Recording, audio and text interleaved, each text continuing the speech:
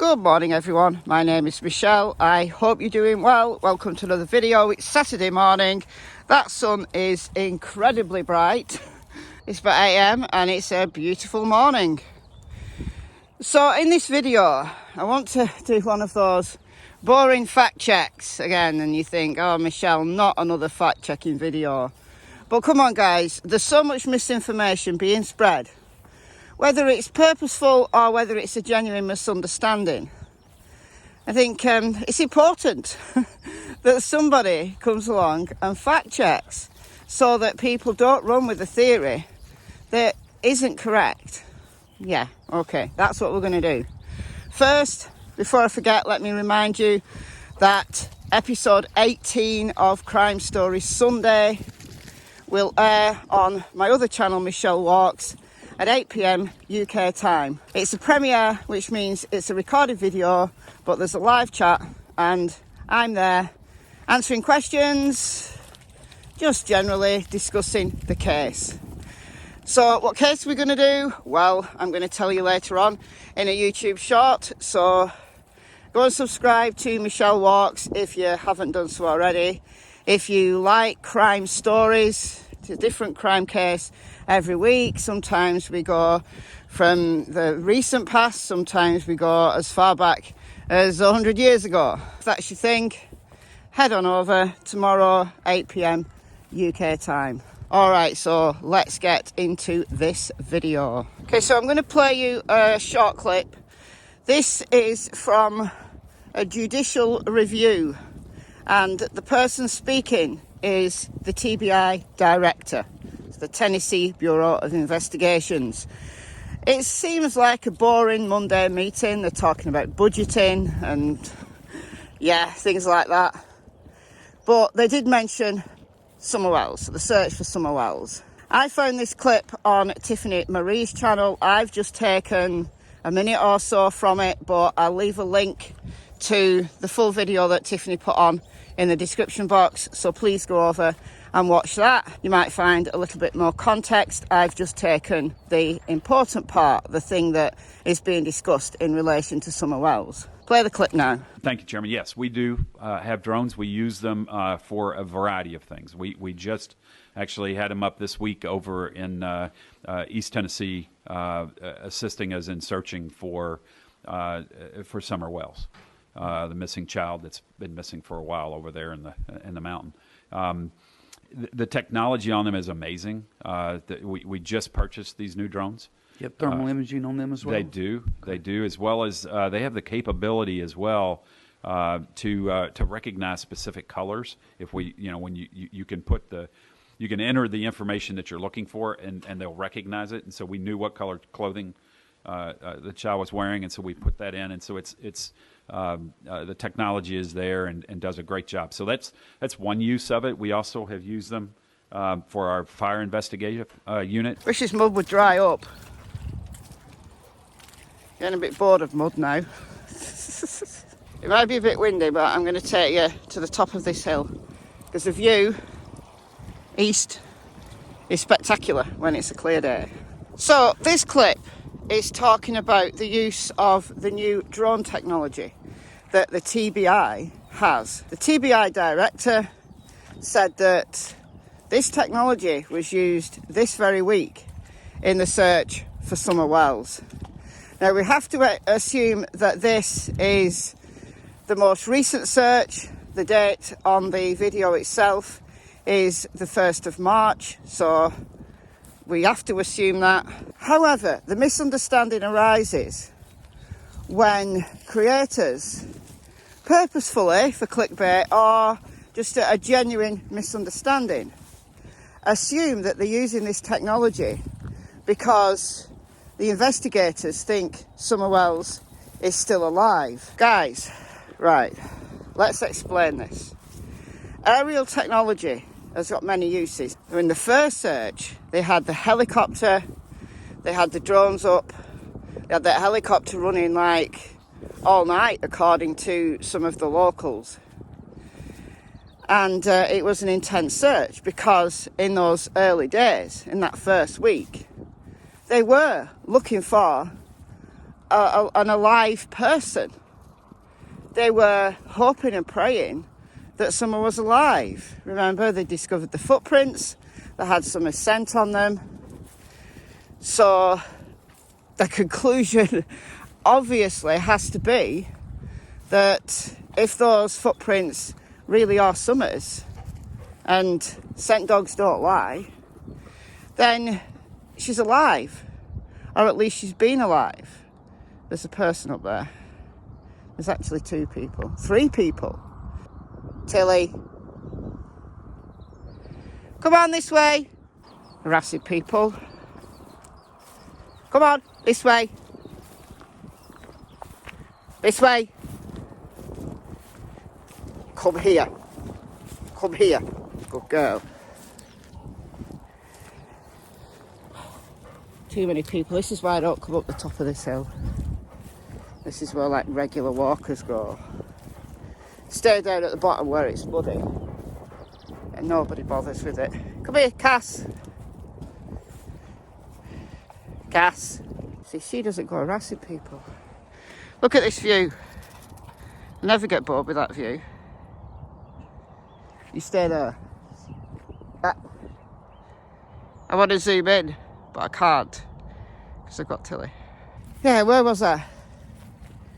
So yeah, in the early days, they were looking for, hoping and praying that someone was alive. The technology that they could use then was including thermal imaging, because the body emits heat, as we know. So if Summer was alive, wandering around in those woods on her own, she had to be found. Cassie, this way. She had to be found. Cassie. See, this is why Tilly and Cassie are completely different. Cass!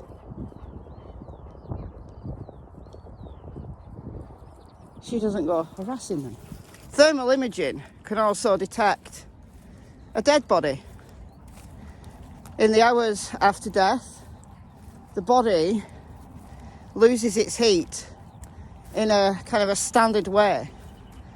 Like forensic people can determine how long a body's been dead in the first few hours based on its body temperature, because the body loses heat in a fairly consistent way.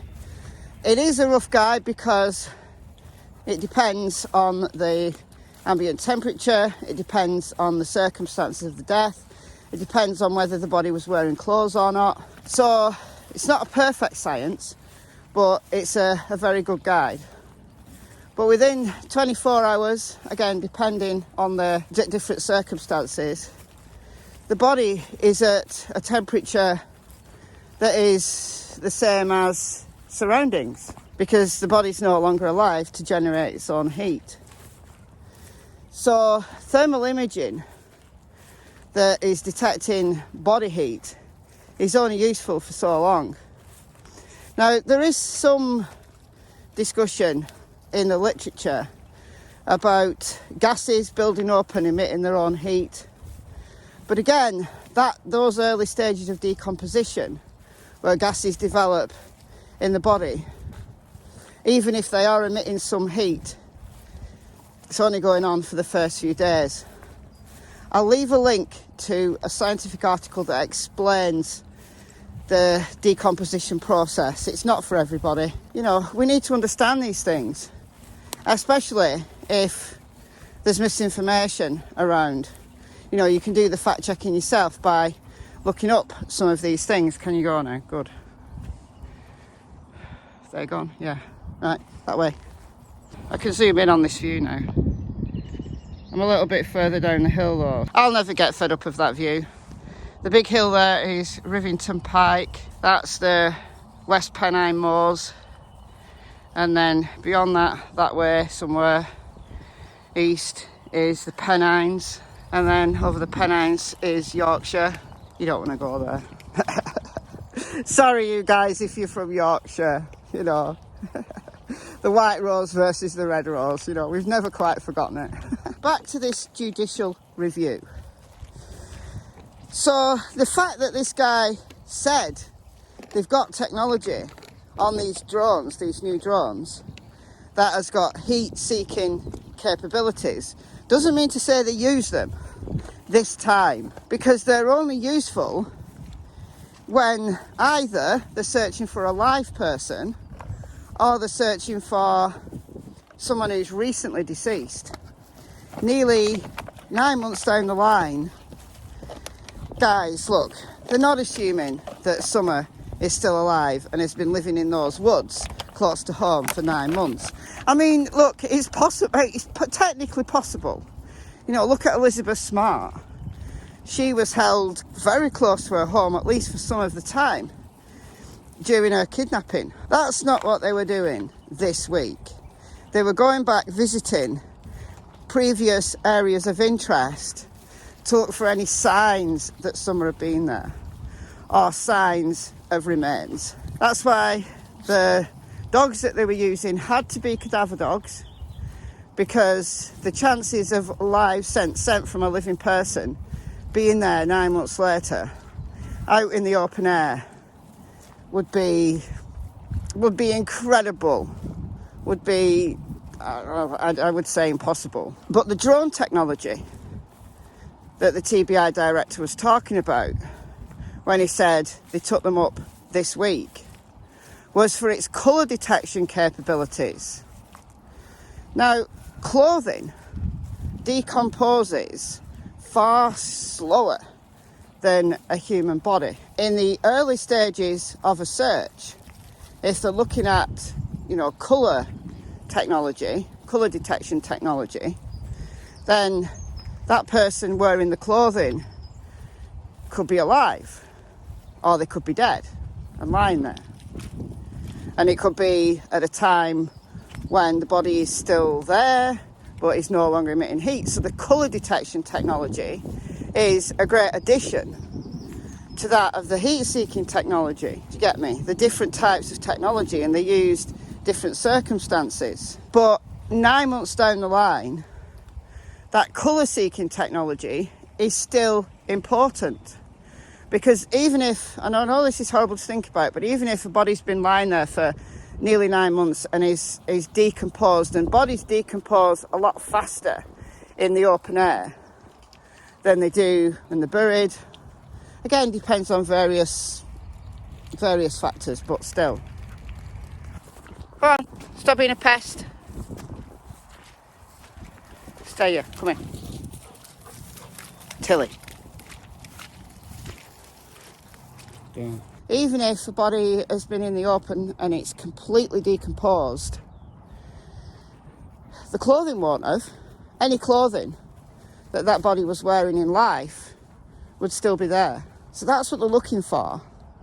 They're throwing every single piece of technology at this search. It makes sense, actually, as to why they've gone back this week. Because if they've got some new technology or better technology on their drones than they had last June or even in November, well, why not fly them up just one more time, just to double check?